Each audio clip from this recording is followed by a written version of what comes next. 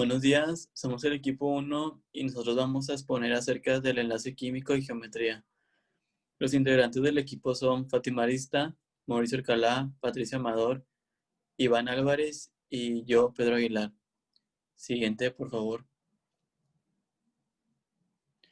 Para comenzar tenemos la introducción. Para que la formación de compuestos y moléculas sea posible, estos tienden a formar enlaces, que bien pueden ser iónicos, covalentes no polares y covalentes polares. La razón de que tiendan a formar estos enlaces es porque los átomos están tratando de alcanzar el estado más estable posible. Es por eso que buscan satisfacer la regla del octeto, es decir, llenar su última capa de energía con 8 electrones. Siguiente, por favor. El químico Lewis sugirió una forma de presentar estos enlaces, la cual se conoce ahora como símbolo de Lewis. Consiste en el símbolo químico del elemento más un punto por cada electrón de valencia. En la imagen que tenemos abajo podemos observar que las dos moléculas de hidrógeno están compartiendo un electrón a la molécula de oxígeno para completar la regla del octeto, que vienen siendo 8 electrones. Y en la imagen que tenemos abajo podemos observar cómo el hidrógeno hace enlace con el oxígeno, más sin embargo el oxígeno tiene dos pares de electrones no enlazados que vienen siendo los que están arriba y abajo, en la parte de arriba y abajo. Y mi compañero va a continuar con la exposición. Gracias. Bueno, pues teniendo en cuenta qué es la regla del octeto, que básicamente es la tendencia que vencían los átomos para completar su nivel energético con 8 electrones para así poder alcanzar su estabilidad, existen algunas excepciones de esta regla. Una de ellas es que las moléculas y iones poliatómicos que contienen un número impar de electrones no pueden cumplir con esta regla del octeto. La segunda es las moléculas y iones poliatómicos en los que un átomo tiene menos de un octeto de electrones de valencia, quiere decir que pues menos de 8. Y por último, las moléculas y iones poliatómicos en los que un átomo tiene más de un octeto de electrones, más de 8. Estos tres no pueden cumplir con la regla del octeto. Después tenemos el modelo de repulsión en la capa de electrones. Bueno, si bien Lewis nos presenta una manera muy sencilla de representar los enlaces, pues aún nos falta saber cómo serían la forma y el tamaño de las moléculas. Para eso utilizamos este modelo en el cual podemos predecir la forma de las moléculas o de los iones poliatómicos. Siguiente, por favor. Ok.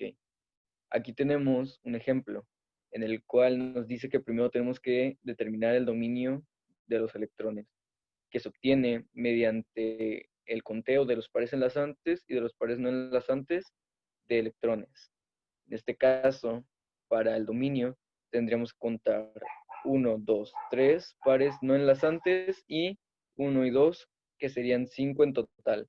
Entonces nos daría un dominio bipiramidal trigonal con ángulos de 120 y 90 grados. Después, para obtener la geometría molecular, solamente contamos los pares de electrones enlazantes, que nada más serían 2. Entonces tendríamos una geometría lineal. Aquí tenemos algunos ejemplos más del modelo que acabamos de ver.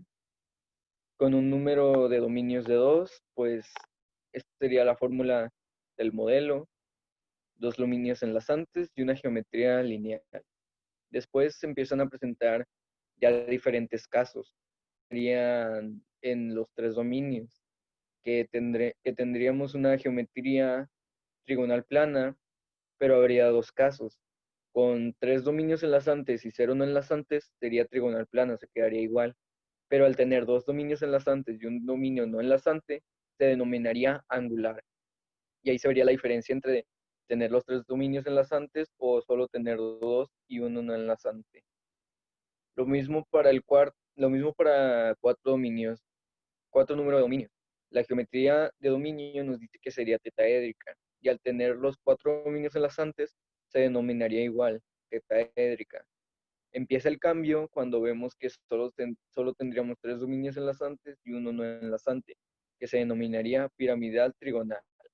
Después, al tener 2 de ambas, o sea, enlazantes y no enlazantes, se denominaría angular. Esa sería la diferencia entre tener los 3 completamente enlazados o tener ciertas partes no enlazadas. Cambiaría mucho la estructura y el nombre de la geometría molecular y geometría del dominio. Siguiente. Bueno, aquí mis compañeros les van a presentar algunos ejemplos. Bueno, el primer ejemplo es la molécula del agua. Su fórmula es H2O. El oxígeno tiene 6 electrones de valencia y cada hidrógeno proporciona un electrón. Esto hace que tanto un electrón del hidrógeno y un electrón del oxígeno formen un enlace. Al tomar en cuenta los pares enlazantes y no enlazantes de la molécula, la geometría del electrón resulta ser tetraédrica. Pero si no tomamos en cuenta los pares no enlazantes, la geometría molecular sería angular. El segundo ejemplo es el dióxido de azufre. Su fórmula es CO2, en la cual el azufre tiene 6 electrones de valencia y el oxígeno también tiene 6 electrones de valencia, por lo que el azufre proporciona 2 electrones hacia cada lado, mientras que el oxígeno también, provocando la formación de dobles enlaces a la par de cada lado. Tomando en cuenta todos los pares enlazantes y no enlazantes, la geometría del electrón sería trigonal plana. Y al no tomar en cuenta los pares no enlazantes, la geometría molecular sería angular. Tercer ejemplo, el dióxido de carbono, CO2. El carbono tiene 4 electrones de valencia y cada oxígeno tiene 6 electrones de valencia. 2 electrones del carbono se unen con otros 2 electrones del oxígeno, nuevamente formando un doble enlace a la par de cada lado. Tomando en cuenta los pares enlazantes y no enlazantes de la molécula, la geometría del electrón sería lineal. Y también, no tomando en cuenta los pares no enlazantes, la geometría molecular sería también lineal. El último ejemplo, el trifluoruro de cloro, su fórmula ClF3, en la cual el cloro tiene 7 electrones de valencia y cada flúor también tiene 7 electrones de valencia. El cloro proporciona un electrón para cada flúor para que cumpla su octeto, lo que hace un enlace para cada flúor. Al tomar en cuenta todos los enlaces enlazantes y no enlazantes, la geometría del electrón sería bipiramidal trigonal. Y al no tomar en cuenta los pares no enlazantes, la geometría molecular sería en forma T.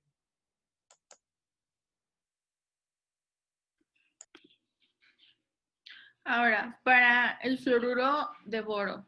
Aquí se estarán preguntando por qué el boro no tiene 8 electrones, pero sigue siendo estable la estructura de Lewis.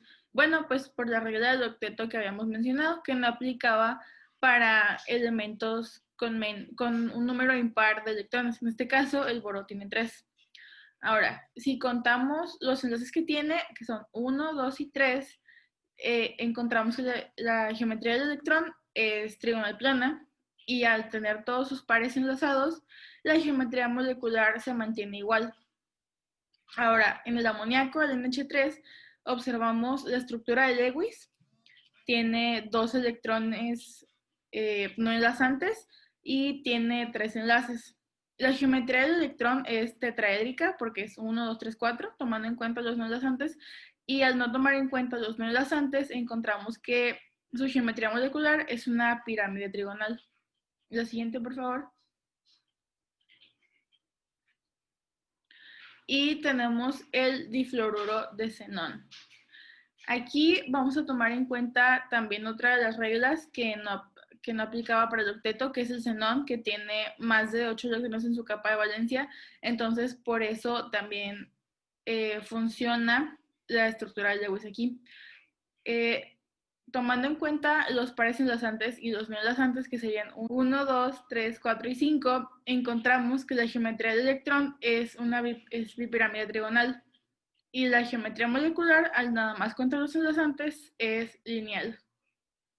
Después pasamos al CH4, el metano. Aquí encontramos que no hay pares no enlazantes, todos son enlazantes, por lo que tenemos 4 pares enlazantes y la geometría del electrón es tetraédrica y la geometría molecular también se mantiene tetraédrica.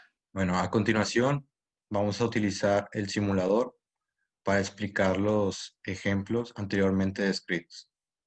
El primer ejemplo consistía en la molécula del agua, su fórmula H2O, en la cual el oxígeno tiene 6 electrones de valencia y cada hidrógeno tiene 1.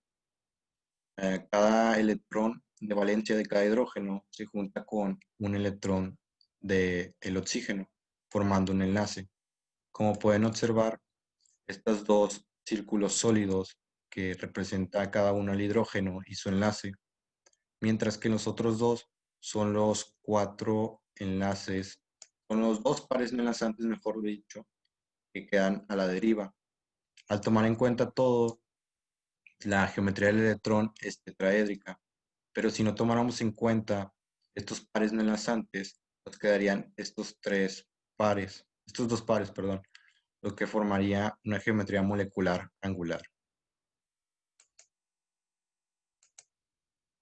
La siguiente molécula es el dióxido de azufre, en la cual el azufre tiene 6 electrones de valencia y cada oxígeno también tiene 6 electrones de valencia. Cada oxígeno proporciona 2 electrones que se unirán a otros 2 electrones proporcionados por el azufre, formando un doble enlace como podemos observar aquí mismo.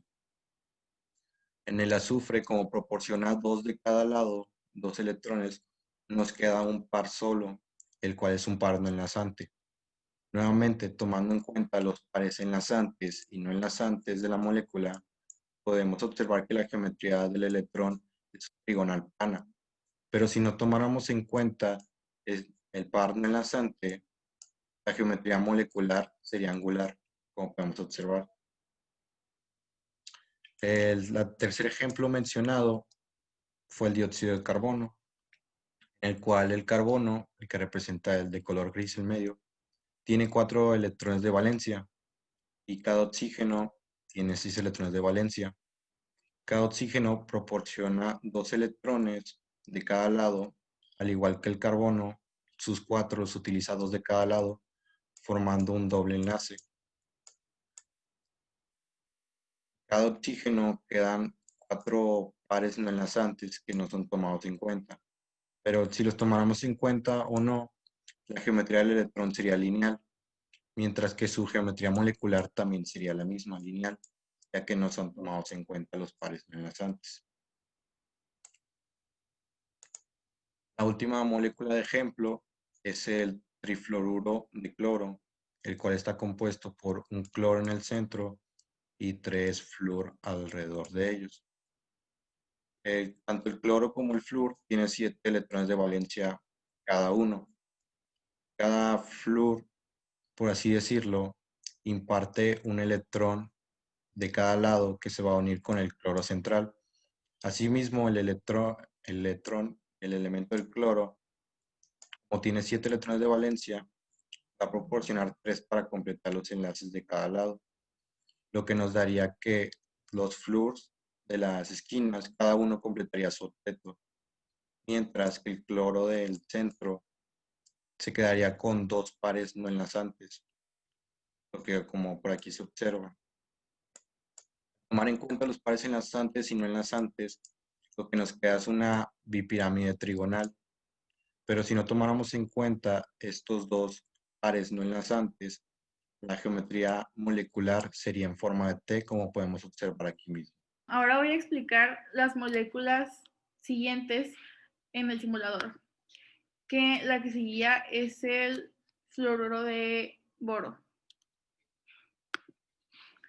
Aquí, como no hay pares no enlazantes, la geometría se mantiene igual en ambos casos, que es trigonal plana, y también los ángulos de enlace se mantienen igual, que son 120 grados. Ahora, para el NH3, el amoníaco, es diferente la situación, ya que contiene un par de electrones no enlazantes, toda su estructura cambia.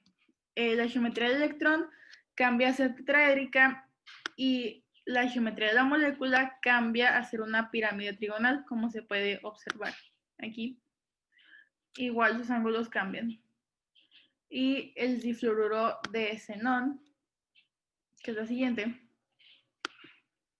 Aquí podemos notar que es una bipirámide trigonal debido a los pares no enlazantes de electrones. Sin embargo, como no los contamos para la geometría de la molécula, esta termina siendo lineal con un ángulo de 180 grados. Después, para el CH4, el metano, no hay pares no enlazantes. Entonces, la molécula se mantiene igual en ambos casos. Es tetraédrica y sus ángulos son de 109.5 grados. Ahora, los recursos que utilizamos para este video fue el simulador de la Universidad de Colorado para la explicación de las formas de las moléculas. Lo utilizamos debido a que nos pareció bastante sencillo para poder explicar bien el tema. Y utilizamos estos dos videos que explicaban la función del simulador para saber cómo guiarnos al utilizarlo. Y finalmente utilizamos este video para comprender un poco mejor las estructuras moleculares y cómo identificarlas.